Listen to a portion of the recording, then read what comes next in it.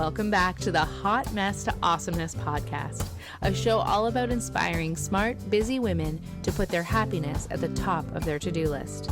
Join your host and life coach, Dion Thompson, as she chats with amazing women who have figured out how to make their happiness a priority, and more importantly, what it's really like to go from hot mess to awesomeness. And now, on with the show. Welcome everyone to the Hot Mess to Awesomeness podcast. I am your host and life coach, Dion Thompson, and I am just feeling it right now. I just came off a bit of a high there with that last song. My guest Paige Royal picked some very fun songs, and then that last one just blew me away. All my skin started to get all tingly. I was goosebumpy all over the place. Great lyrics, great song, lots of power there. It's called I'm a Badass Woman, which, right, is like, I want it to be my theme song. So thank you, Paige, for sharing that with me and kind of giving me the space to have that moment, because it was awesome. And more dance parties all the time. That's right. That's where I'm at right now. Thank you for having me. I'm very excited, with everything that's transpired. I mean, we were online before, our paths had crossed digitally, I think, in the past in different ways. But not until, I think for a lot of us, we still started to turn our attention to the value that can be gained from some of our digital relationships.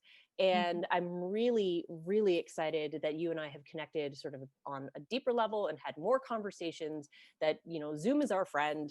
And I'm really, really excited to have you here with us today and to share your story. I mean, I've mentioned this before. I only attract people who have some hot mess within them. And your story really, really blew me away, really inspired me. And I know that for so many people who are tuning in, there's a lot of greatness through that I have tuned into through your journey. So I'm really excited to hear about what brought you to this place. And so officially, Paige is a mindset and confidence coach for highly motivated entrepreneurs and people who feel like stuck, like they're not enough, and as a result are not able to do what they love and feel like they're having the impact on the world that they desire. And I think that especially for me as a still sort of a budding entrepreneur, you run up against so many blocks that you didn't even know you had. And what a great gift that you bring to your clients and to your community to be able to help them to bust through that bullshit. So awesome. Yeah. So excited to have you. Thank you. Thank you. Yeah. Thank you for having me. Honestly. Yeah. It's such a pleasure to be on here with you, Dion. You're awesome. Oh, thank you. Thank you. So Paige, let's get into it. Tell me about what happened, because you had a thriving business, a business that was not related to coaching. It was completely different. It had something to do with the stuff that's behind you, which, if you're not watching, they're bicycles. And then you shifted gears, and why, what happened there? Tell us about that non-linear path that you took. My non-linear path. Yeah. That path that people think success is a straight line, and it is not. Yeah. I started a business back in 2000 and I guess 13 or 14 that was focused on, I was a cycling coach for women. That's how it went. And so I was doing that locally. With rides in person and doing clinics and that kind of thing. And, I was growing that, and the nutrition piece as well, because I'm a nutritionist as well. And I was growing that. And then life happened. I was really struggling, with my mind and just that relationship I had with myself, which I would not name that the way it was then, but I just had a lot of inner turmoil and a lot of negative self-talk and self-doubt and all those kinds of things in my business. I felt very insecure at that time, and things just kind of got worse and worse and worse. And I was working at the same time as I was building this business. And so I was commuting 3 hours a day to a corporate job because I worked in corporate law for many, many years, for over 20 years. And I just got to the point where I couldn't do it anymore. I knew something inside me, there was something more for me inside. And I was not anywhere near financially ready to quit my job. And I did it anyway. So I kept, so I was sort of in this life where I had been asking people for advice and opinions and what they thought, trying to do what society and, culturally what we're supposed to do. Like after we get out of school, we get a job, get a house, get married, have kids, whatever. I've done things I tried to do that. It didn't work out so well for me. Which it was meant to happen that way. But yeah, so I ended up quitting my job, and I tried to keep the lifestyle that I had decided upon, or based on what my family thought would be the right thing for me. And I couldn't hang on to it anymore. I was just, my business was not sustainable the way it was, and my expenses were just too much. So I ended up, I don't know, I say I lost everything, but I don't really feel that I lost everything, even though at the time I felt like I was really disappointing people in my life, like that I couldn't get it, here I was in my late 30s and just couldn't get my shit together, right? And the route that I was going, people that I really loved in my life didn't understand. They couldn't see a future with that, being able to make money doing that. And so I felt very isolated and alone. And so I had to, I ended up having to sell everything I owned. So I sold everything. And luckily for me, so what's happening now, and like a lot of people are in this position right now, that happened to me, a few years ago. And so I had to really, I don't know, sold everything, decided, paid off all of my debt, because I just couldn't, I was just going in further and further, and I just couldn't, it was just too stressful for me to be able to keep it going. And so I sold everything, bought a van and a teardrop trailer, and I took off. I took off to the States because I was like, I just don't want to do winter this year. And, I was in a good position, and I thought, I'm going to go and figure some shit out.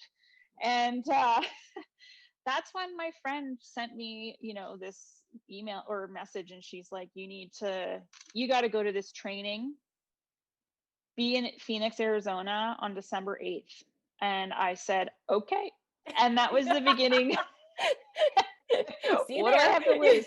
Just so happened, it's amazing how the universe aligns, because it just so happened that one of my clients, her parents, lived there, like about 20 minutes away from the event. So I stayed with them. And, I mean, it's so amazing what happens when you actually jump, right? It's just really freaking scary before you do it and while you're doing it. Yeah. And if you don't have a habit of trusting, right, there's that extra layer of fuck, right? Oh yeah. And I mean, oh gosh, we learn from jumping and jumping and jumping that because of who we are and what we've built, things will work out. And I mean, I can see that when we don't have a habit of noticing how we're building constantly and how we're gaining and the skills that we're acquiring, we can lose sight of the fact that, we will land on our feet. So I'm wowed and inspired that, like you were leap. I'm in a trailer, I'm leaping like that. Yeah. I had never towed before, never backed one up. And I was just like pulled into the first campground, and I said to the guy, I need you to teach me a few things. He was like, okay. How kind. Yeah. I think, I remember back, when I was making those huge changes, as a lot of us, who have made those changes, that it was so scary. Like it was viscerally affected me, like the stress levels. Like I lost the sight in one of my eyes at the time. No one could explain it. Just asked me if I was under a lot of stress, because I went to top ophthalmologists, to figure out what was going on. So you mean like when you were yeah, still before you sold out, like when before you sold your belongings, or was that no, during that? it was when I quit Oh, my yeah. job. Like, Yeah. yeah, because I had worked my entire life for someone, and I had a steady paycheck my entire life, and so like to give that up and just jump, and someone said the net will appear, and I was like, well, I sure as hell hope so, and I did it anyway. And I think back, like, how brave, I mean, truly. So for anyone who's done it or thinking about doing it, it's a really brave thing to do. But what I can say is that it does all work out, And and it gives, yeah. we were chatting before we hit record about, what would you want to tell like your past self kind of thing? Like what would you Oh, tell, right? And you had mentioned that, instead of working on all of like the businessy things, the grind stuff for your business, that ideally you want someone to be present to help you with the mindset work. And I was thinking about that, and I'm like, when I was in the pit, mhm, you couldn't have told me that, right? right. And so for the people who are listening, who are, like Paige, and part of your story of like you're leaping, whether you feel like you're being shoved off the cliff or you're jumping intentionally, it's okay to feel like you can't get to where people think you should get, right? Like in your Mhm, mind, it's okay that, and it's very normal to be shitting yourself because it's fucking scary. Even yep. though you may logically be like, yep, I saw that person do it, and they keep telling me it's going to be okay. They keep telling me this fucking net's going to appear. Mhm. And it doesn't change the fact that I want, like, my stomach's coming out through my throat. Um, so tell me more about that. Tell me about how you worked through that. Was it the travel? Was it the movement? I mean, you ended up in Phoenix, and I'm going to guess that was a bit of a turning point in your Yep. evolution.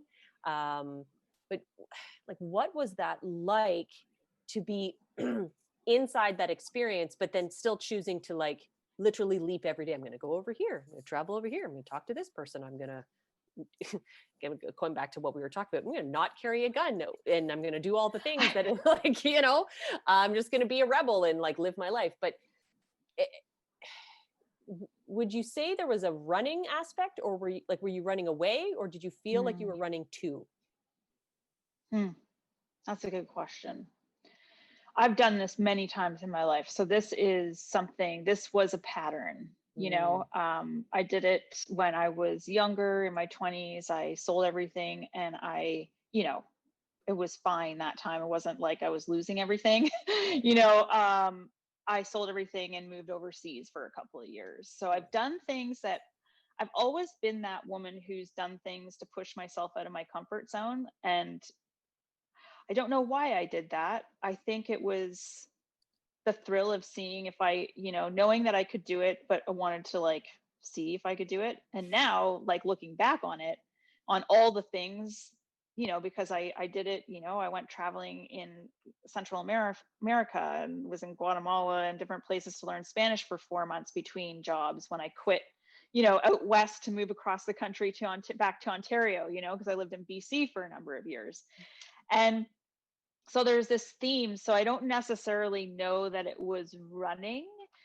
It was really like it was kind of like a finding myself mission, like, just doing something adventurous, something that I just realized, over the last, month or so, month and a half.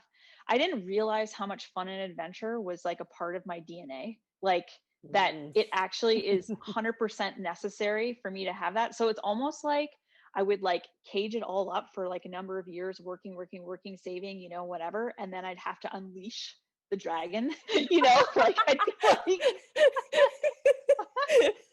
Flames are I just, bursting off of yeah, you. I'm like, I need to change stuff up, And so it was Yeah. like, I would just take the cards, throw them in the air, and then let them fall. This last time was I suppose it was part choice, part force. I didn't have a choice anymore. Like, the money was gone. you know, and I didn't have a choice, but I knew I needed a break, because when I was in what I call that pressure cooker, it was like, it was so much. Like, I wanted to press a pause button. I remember thinking if I could just press, I mean, there was worse things that I thought as well, but like pressing the pause button just to give me a second to breathe. And so I knew that after I sold everything, I just knew I had to take a time out, and I had to do something that I loved. And I knew that I loved adventure, and I love having fun, and I love pushing the envelope and pushing myself out of my comfort zone. I've always been kind of driven that way. And people thought I was crazy. You've never towed before, and you're going to tow in the States and drive to, because, you know, everyone has all these different fears, and I just didn't have those fears. I just was like, oh, I'll just figure it out, you know? Yeah. So, So you ended up in Phoenix, and you took some training, and then what were sort of the dominoes after that? Because I feel like that was a big one, that once you push that over, like doors opened, windows opened, I don't call it whatever you want, but stuff started to unfold for you. yeah. Yes. So that was a very pivotal moment, you know, where I learned just different ways of speaking, and just how we think. And so that was very transformational for me. And then I had some other experiences where I randomly met this coach through a friend, and then ended up climbing up this 35-foot pole and jumping off of it. You know, like there was a lot of fear conquering, you know, on this trip. And then I came back, and I was like, I knew that I was going to still work on the cycling and nutrition part of my business, right? I'm going to grow this thing. And so I came back, and I did a lot of work while I was on the road, right? And it started to really blow up. And so I ended up getting, I had a group of women. I think it got up to like 35 people between coaches and women, taking them riding.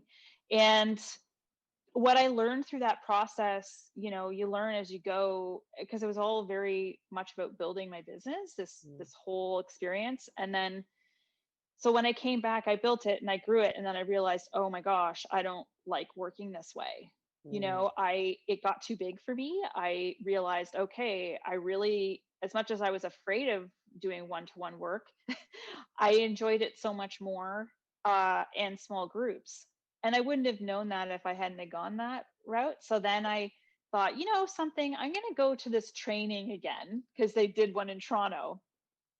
And I might go and take it to the next level with this transformational kind of coaching, and see what I can do. Because I had, you know, well, that's later, but yeah. So that's what I did. I took the training again, and then I signed up for the next level training, and that's what kind of brought me to not this past summer, but the summer before, where there was a transition that was going to happen between cycling and nutrition into this more mindset sort of transformational coaching.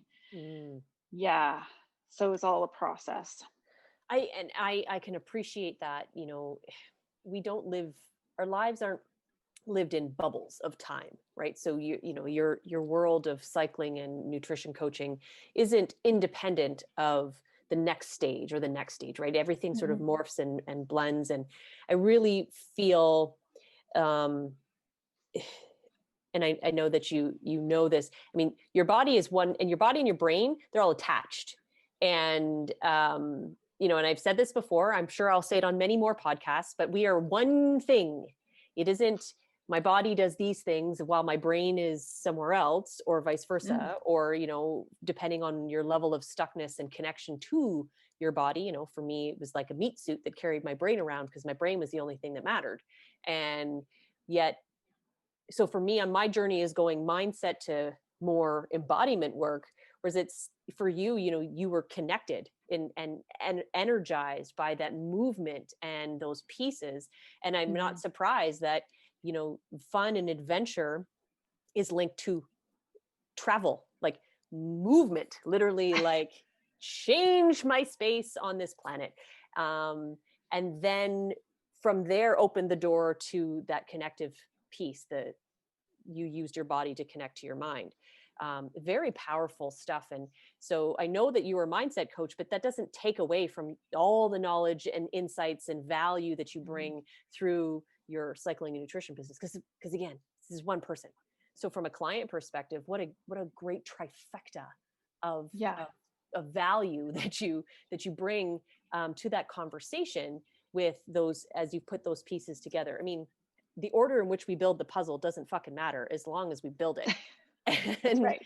And I love the energy that you bring. I love the passion that you have. I love the fact that just the other day I saw a sign for your business made out of bike chains, which was gorgeous. And so it's not like it's gone. It's just where you choose to put your attention so that you can, pull people in.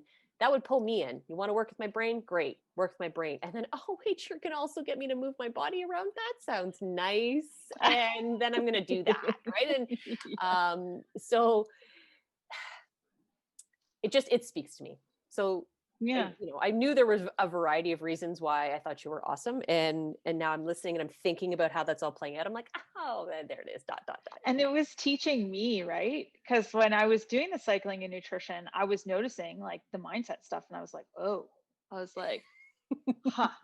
And it just kept coming up again and again. And I'm like, well, I guess I'm going to start calling myself a mindset coach, but I got to figure out how to work with this thing, Right. and how to change people's mindset. So it was kind of, people taught me what was next. It was like, okay, this is what you need to do. People need this. Right. So. And your story is so powerful, and although very unique. Thank you. Yes. And it makes me think about so many different aspects of sort of the female experience now in the world, smash the patriarchy, do all the things. And so it's unique to you, but like I said, like there's so many pieces where I'm like, oh, that's just a unifying point. And it really, I think you nailed something when you said that, yes, you sold all the things and had to do what you had to do, but you literally had to break up and break away from life as you knew it, including all of the people. And that is very isolating. And it is the most common feature for those of us who are trying to move towards something that we have no idea how to get to, right? So it's like, I might be able to see the light, but the path is not lit. And so as a result, you can't see the support because it too is in the darkness. And we're, we can, and we do turn back often because it feels like I can see that I know what it is and it's safe, even though it sucks. But you took that leap and you pulled yourself away and you were willing to be alone.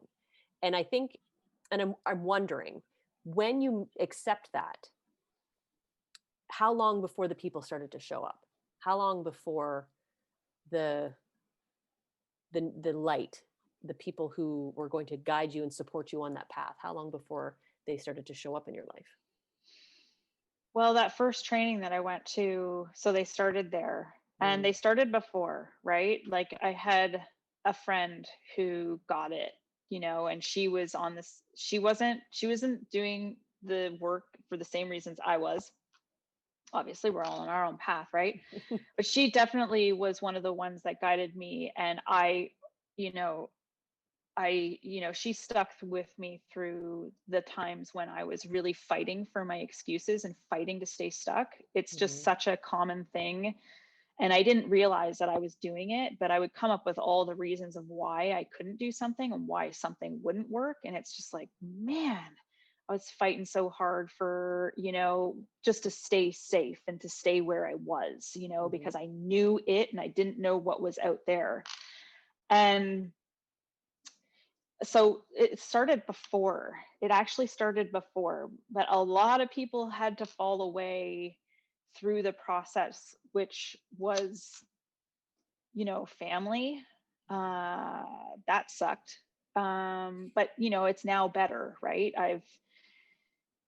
Family, they want the best for you a lot of the times, and they project their fear for you because they can't see how, I mean, if you can't see the path and someone's not on the path that you're on, right? Which can be your family or anyone who's not an entrepreneur, right? Will not see the path either, right? So then they project their fear for you, right? Because they want you to be safe and whatever. Yeah. And they get, it can really cause a lot of friction there to the point where I would imagine too that, as you had said, you were working so hard to hold on to what was holding you back. But when it's easier to hold on to what's holding you back when the whole group of people's doing it for you. Right? Like, so when we find ourselves sort of encapsulated by people who can't see the path, or they want the best for us, but that only includes their version of it because that's all we have is our own perspective, and we can't know what we don't know. And it gets easier to stay stuck in the excuses because they're all using them. They're all with you. And right. And I mean, that's true for all things. We tend to feel more comfortable with people who share the same model of the world with us. And as a result, we can start to believe that that's what the world really looks like. And then when we start to shift outwardly, get outside our little box, call it whatever you want, move out of the town, get in the truck and drive away, then the model of the world starts to explode, but you're the only one seeing it.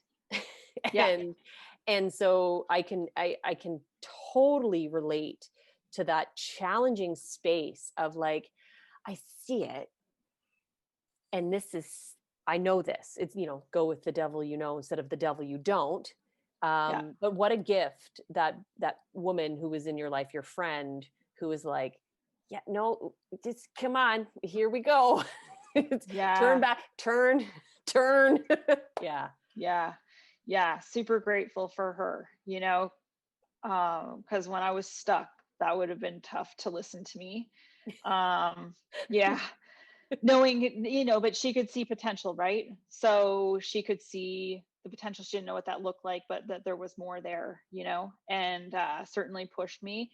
And then then when I started doing the work, and I had massive shifts probably about 18 months ago, starting, 3 years ago, but 18 months ago, really big.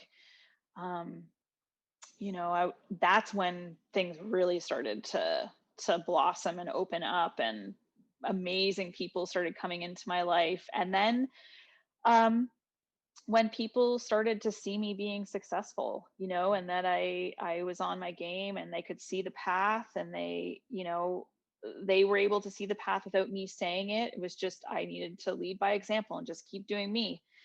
And just keep saying yes to me, right? Not worry about, because when I did the work, I no longer needed other people's opinions. I no longer needed any of that. I don't have to ask anybody. I know within myself what's my next right move. Right. And now I just need people to just like, how do I execute this? Right.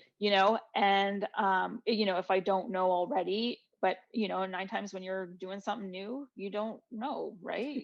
Right. And it's a hell of a lot easier when you have someone to help you, guide you, right? And then what ended up happening was, even just as early as 3 weeks ago, like after we talked that, I had, my brother said how, that what I did was really brave.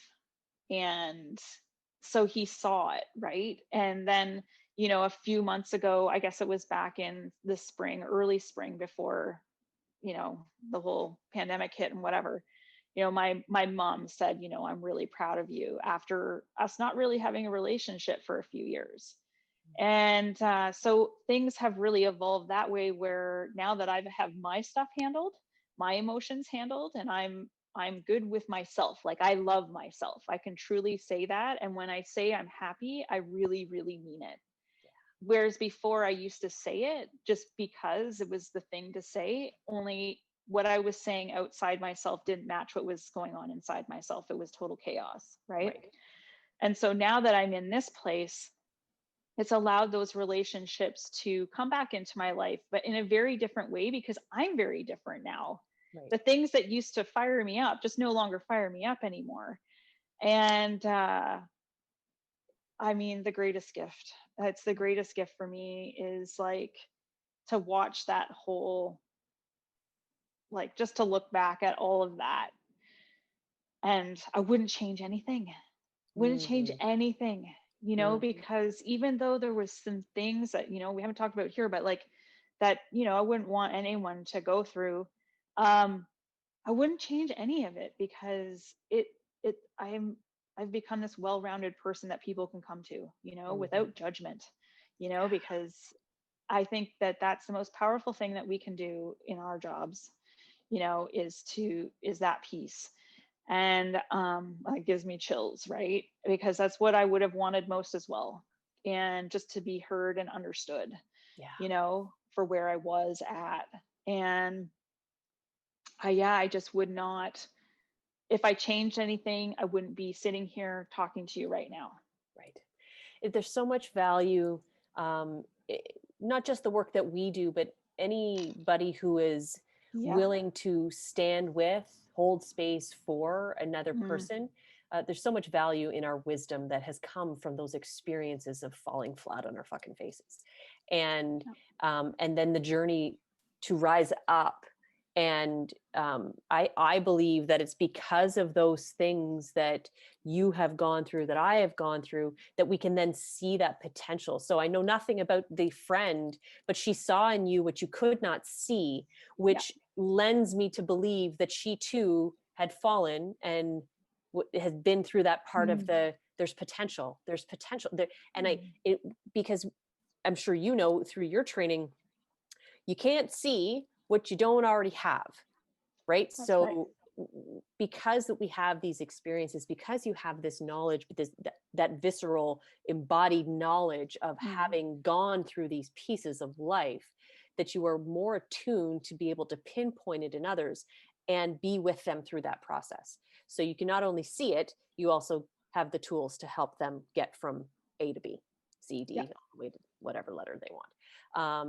Just so powerful and so great. And I just want to invite all of the women like us into this fold, because it's through this sort of heightened and expansive voice that we share that we have the greatest impact on the planet, on the other humans in our world, and it's through our sort of shared experiences that we can truly show up and help and create that impact. So thank you. I'm excited to hear what's going on now, because I mean, yes, you've flipped into the mindset coach world by title. I think in my vision, you had been working through that for a while. And even as a cycle coach, I imagine that some of those conversations with some of your clients kind of turned coachy, and lended themselves to being transformational. So what is on the horizon? What's percolating? What's happening for you now in the world? Yeah. Well, right now I've just been, helping people. I do these powerful conversations with people that I offer them. And that has been really neat experience. I've done about 42 of them right now, these Wow. powerful conversations. And so I invite people, not really invite, whether they choose to, Right. I put it out There's no there and they forcing. get to do it. Yeah. Yeah. So I've been doing those, and those have, really taught me a lot, and obviously helped them a lot as well, right? Overcome some blocks. And because of everything that I've gone through as well, I'm into boundaries. A boundaries badass. Yeah. Because when we're in business, our life, I was just talking about this and just saying how business is personal. Anyone who tells you that it's not, it can't not be, because you put your blood, sweat, and tears into it, truly. And so, but boundaries isn't, there's boundaries in your business, right? That are in your business with your clients. There's boundaries necessary there. And I learned the hard way. Then I learned, not the hard way, I just learned, all through cycling, all that whole thing, those boundaries. And then there's boundaries outside, like the external people that you have to have as you're building a business as well, right? And Mm. just those conversations that have to happen, and just looking at your goals and looking at all the areas of your life, right? And a lot of the times we forget that, you know, we know that there's other people to take into consideration, and we just don't know how to have the conversation, or, you know, it can be like there can be some tension or whatever. So I love teaching. That's a big part of, you know, what I do. And so I'm doing a course on that, right? A master class on that coming up. Awesome. And yeah, and then obviously coaching. And your work on boundaries, I've been really attuned to it. So you had done like a 5-day Facebook lives of boundaries with the fun little sparkly filters. And I remember this vividly, and it was like a while ago. Because I was like super tuned in. I very rarely follow multiple things of people's live versions. Like, you know, oh, I'm going to share this again tomorrow. That's gone out of my head. But I was like, nope, I got to tune into Paige. She's going to tell me about another boundary. I was just fascinated, partly because I didn't know what a boundary was just a few short years ago. I didn't know that they existed, that I was allowed to have them, that there was a thing. And so now I'm just like, as much information as I can soak in, partly because then I get to share that with my clients, and that's a bonus, but a lot for myself, because I still think that as we evolve, our boundaries need to evolve, because new things are coming into play all the time. And as I was saying before, everything happens as soon as it can. So my understanding of boundaries has happened in its own way. And when you defined those 5 different kinds, I was like, oh, that's fucking fascinating. And I just wanted to soak that in. So I'm very interested in your perspective and how you share that. And I can see, again, just knowing what I know from your journey, how valuable, now that I know what they are, how valuable boundaries, when they didn't exist, what that was like. And then when you installed them and then live through them, the shifts that can happen as a result. So so that's awesome. Because the boundaries that I was setting knowing how to set boundaries were boundaries with my own self without a conversation with the other person. And then I'd get pissed because I'd be like, how do they not know? Like, this is common sense, you know? It's the defining statement of my life, right? Like, the people in my world, me included, everything. Let's talk about, we're not going to talk about masks, but like, that's the one thing that comes. How do they not know? Because they don't. That's how they don't know, because they don't, because either never said it, or it's not even part of their world. And if it's not part of their world, that means they can't see it. If they can't see it, they can't know it. Like, it's just a thing, right? But that statement, I can't unhear it. And now I hear it. Like, someone's going to say it across the street, I'm going to hear it, because I'm so attuned to this whole, like, because that was me living in resentment land. I was just like, how do they not know that is so important to me? And how do they not know that I just cleaned the floor and it took me fucking like, it's just like it was my anti-mantra, I guess, if you will. So if you hear yourself now, person listening to this podcast, take a listen. And if you hear yourself saying, how do they not know? It's just common sense. Call one of us. Probably Paige. She really knows what she's doing in relation to boundaries. Okay. All right. So this is I'm like, I could fucking talk about boundaries all day, because I want to know so much more. I want to feel like I'm really good at them. That's because I think I'm just like, I get it. I can see it in others, and I can support and guide and be like, here's the things. And it's still, I'm like, oh, I'm still a work in progress there, because I still get into resentment land. I go, oh, how did I get here? What did I not boundary? What did I miss? So that's another conversation for you and I. That would be fun and fascinating. It would be. Yes. So this is, I mean, I do ask this of my guests, because I'm just so proud and so honored to have so many brilliant, brave women join me on this podcast. And I know that the women who are listening, there's so many nuggets and so many pieces that we've shared But I want them to be able to walk away with something tangible, something they can be like, yeah, that was a good one. That speaks to me, that makes sense to me. So what would you say is maybe one snippet, piece of advice, gold nugget of wisdom that you would share with a woman who's kind of like in that space? She's either on the cliff, about to leap, or at a turning point, or what would you offer? There's two things. One came up, but maybe I won't share that one. That the one, well, yeah, because it's kind of not for that point. I think, looking back, at that time, I was really focused on building my business, right?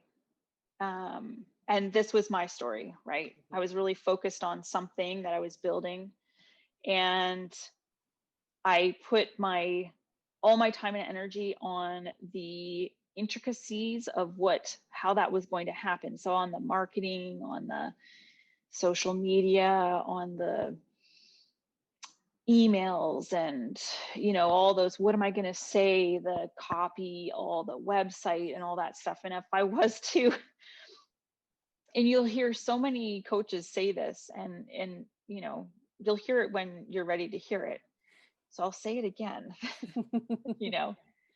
It really is, your mindset is at the root of, if you're building a business or you're building something, you're in your career, you're building your career, whatever it is, your mindset really is the foundational piece of that. It really and truly is.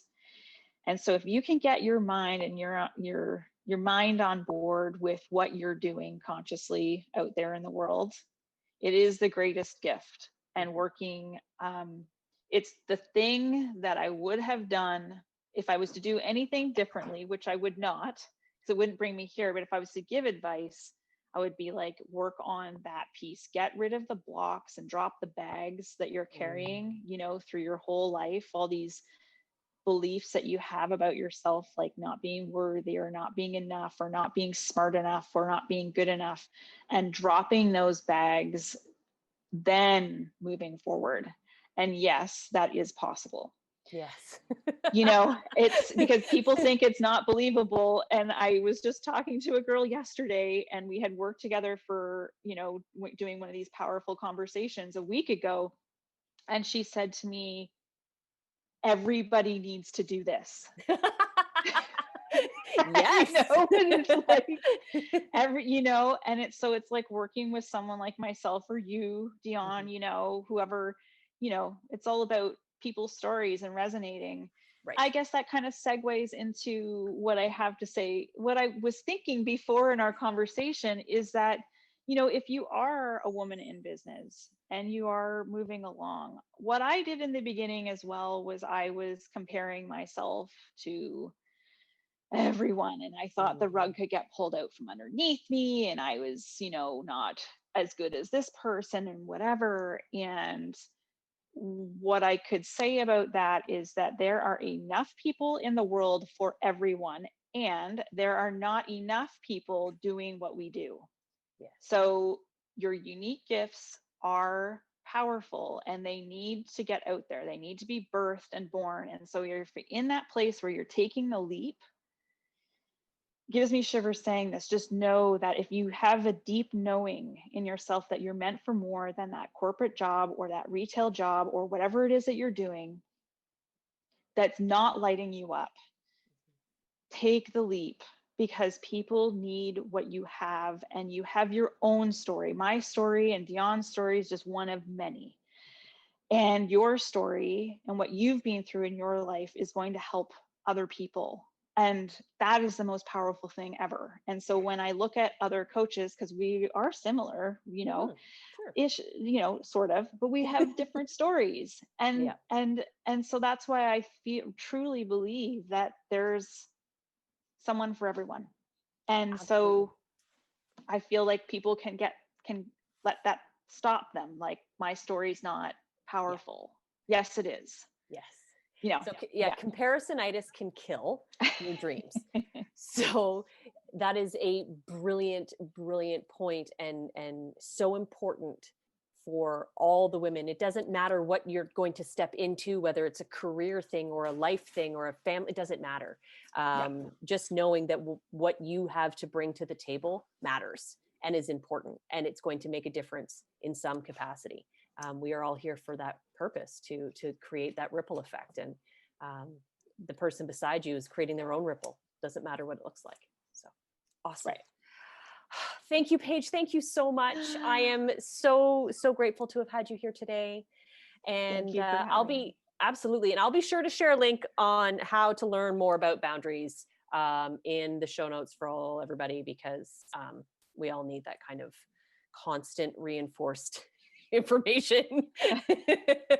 So thank you. And so for anybody who is listening, if you're interested in being part of the podcast conversation and to share your thoughts about this episode, then hop on over to the Awesomeness Academy at theawesomenessacademy.com and jump on the podcast chat and let me know what you think. So thank you, and we'll see you soon. Awesome. Thank you, Dion. Thanks, everyone. Thanks for tuning in. Hope you enjoyed the show. Join Dion again next week to learn more about what you can do to go from hot mess to awesomeness.